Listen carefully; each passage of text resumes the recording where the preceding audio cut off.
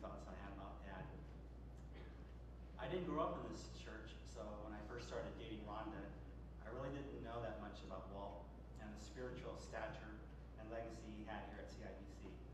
Being one of the early church deacons and being involved in both teaching and counseling at the college group here for many years gave him quite a reputation. Once my relationship with Rhonda started to get really serious, some of my friends here were saying things like, Rhonda's a great gal, but wow, you're going to have Walt Wynn as your father-in-law. You can't get much better than that. And they were right. As a father-in-law, he was all that I could ever ask for. A humble, caring, and patient man who was always approachable for help and advice.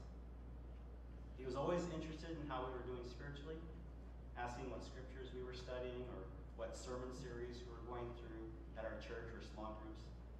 And as you just heard, he was also instrumental in how our kids were growing in their personal walks with God. And on a practical everyday side, you can imagine how valuable it was to have a nuclear engineer as your father-in-law. He was great for questions on diesel car repair, plumbing, drywall, and woodworking projects.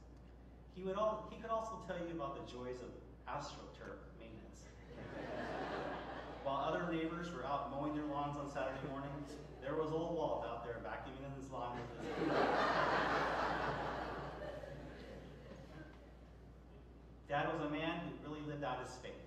I observed a man who spent hours preparing for college Sunday school class while also setting aside time for mentoring and discipling young men in the faith.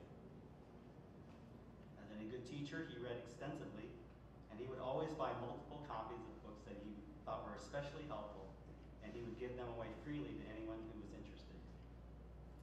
He was a gracious host who enjoyed inviting students, friends, and coworkers over to his home on Thanksgiving, Christmas, and other occasions to enjoy a delicious feast from his 3 beloved Weber barbecue kettles.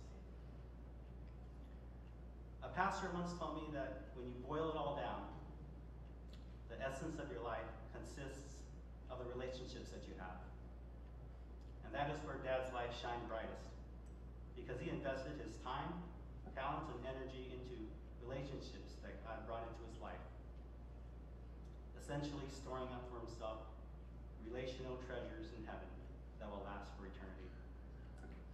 As I look around here today at all of you who have come out to pay tribute to him, and I've read all the wonderful comments that you've written on his Facebook memorial, and from what I know of the deep and abiding relationship that he had with the Savior, Dad's life was